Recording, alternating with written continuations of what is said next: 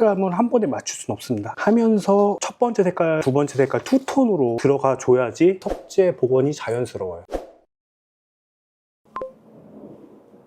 빈대를 채워준다는 느낌으로.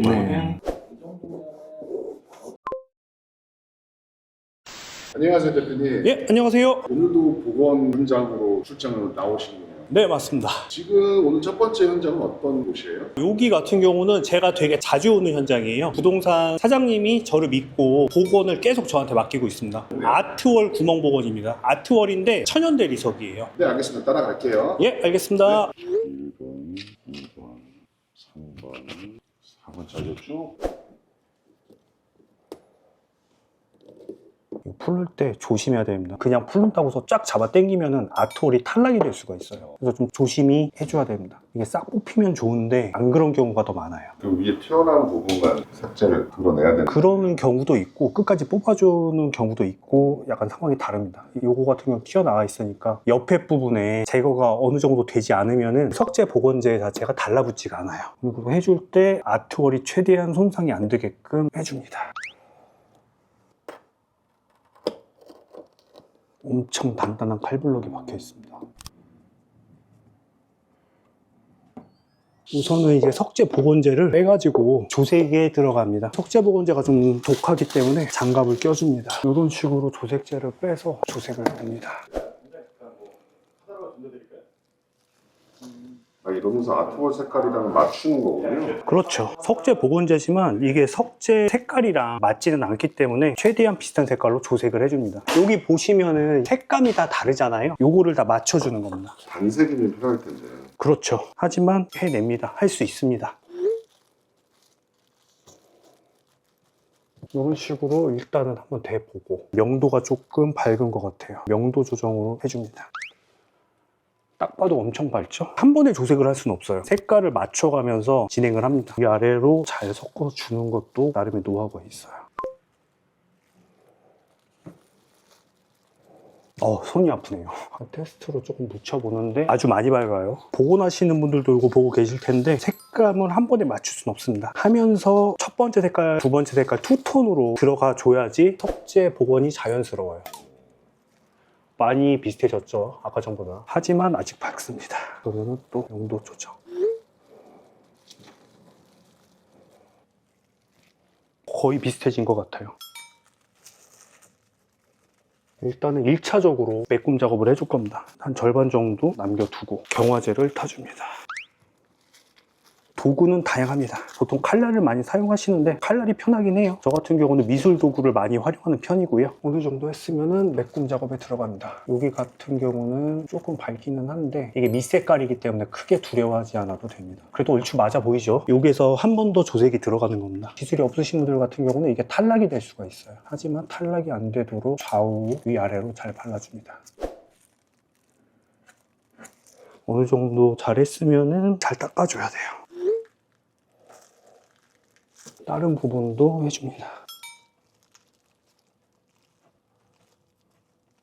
방향이나 결을 잘 봐서 해야 돼요. 이게 잘못 넣으면 안쪽이 허당이 돼요. 그러면 안 되겠죠. 꼼꼼하게 메꿔야 되겠네요. 그렇죠. 한 번, 두 번, 세 번 해가지고서 잘 메꿔줘야 됩니다. 여기 같은 경우는 단차가 있어요. 난이도가 좀 더 있네요. 단차도 같이 맞춰주면서 해야 되는 거네요. 그렇죠. 복원율에 많은 영향을 미치기 때문에 이런 부분들도 꼼꼼히 메꿔줍니다. 안으로 잘 밀어 넣는 게 중요해요. 그리고 이런 매지 같은 부분도 살려줘야 돼요. 이게 단순한 작업 같아 보이는데 칼질 하나, 손놀림 하나가 의미 없는 게 없어요. 매지를 살리지 않으면 너무 어색해 보입니다. 나중에.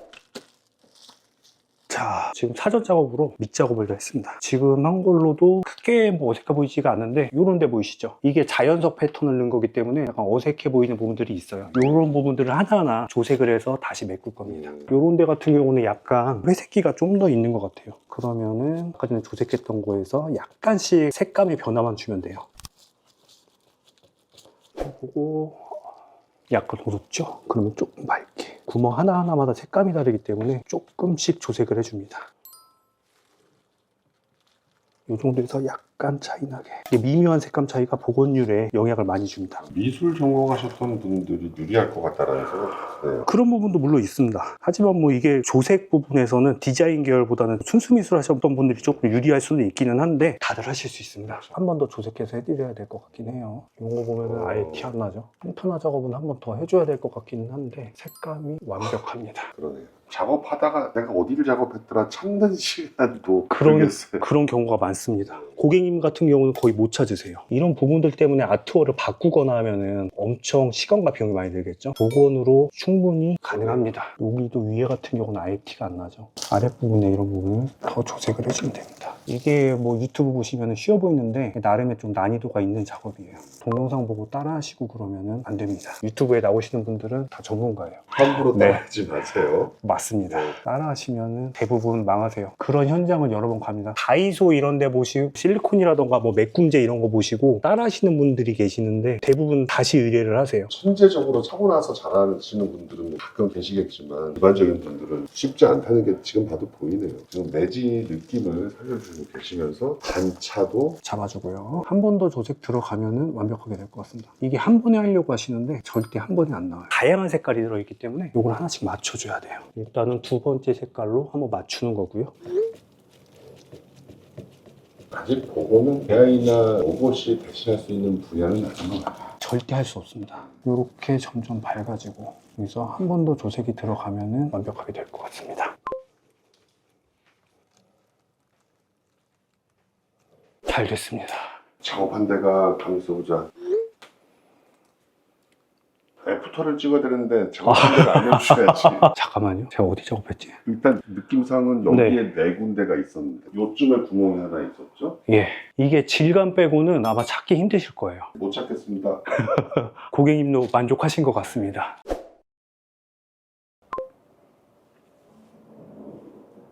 근데 정말 감쪽같이 공이 돼서 저도 깜짝 놀랐어요. 아, 다행입니다. 에디서 아트월. 네네네. 게다가 저기는 이제 무늬가 있는 아트월인데 이런 시공을 할 때 주의할 점은 어떤 게 있어요? 주의할 점은 패턴마다 색감이 약간씩 달라요. 그런 부분들의 조색을 조금씩 그 미묘한 변화들을 체크해가지고서 안쪽을 최대한 평탄화해서 메꿔주는 게 가장 중요합니다. 조금만 더 욕심을 냈다 보면 오히려 더 색을 칠한 것 같은 느낌이 드니까 가장 적절한 타이밍에 복원을 멈추는 이런 것도 되게 중요하더라고요. 네, 맞습니다. 그래서 이게 복원 같은 경우는 자기 한계를 알고 있어야 돼요. 어느 정도 수준까지 복원이 맞춰졌다 싶으면 손을 놔야 되는데 계속 조금 더 잘하고 싶은 마음에 얘를 잡고 해봐야 복원율이 올라가지가 않거든요. 그래서 자기 한계를 알고 자기 실력을 알고 있는 게 저는 가장 중요하다고 생각을 합니다. 네, 다음 현장은 또 어딘가요? 다음 현장은 못자국 복원 갑니다. 네, 알겠습니다. 쫓아갈게요. 예, 알겠습니다. 네. 다음 현장에서 보시죠. 작업이 들어가야지. 이게 변형이 너무 심하게 됐어. 안쪽으로 들어갈 수 있게끔. 찾아보세요. 티가 안 나죠? 네. 착색을 시킨다. 색을 위에다가 얹어준다. MDF면만 해주면 돼. 실이 얼추 됐으면은 주변부로 정리해준다. 이거 벗어났지. 이런 것도 손으로 좀 터치해가지고 해주고 얘를 문질러. 방은 방에서 컨트롤 하시죠. 여기서 보자. 얘가 약간 두께가 있잖아. 그러니까 약간 밀어 넣는다고 생각을 하고 빈대를 채워준다는 느낌으로 그냥 결 같지. 그러니까 이게 창의성이 되게 중요한 게 도구를 내가 뭘 가지고 있는지 어떻게 이용을 할지 그런 거를 좀 알고 있어야 돼요.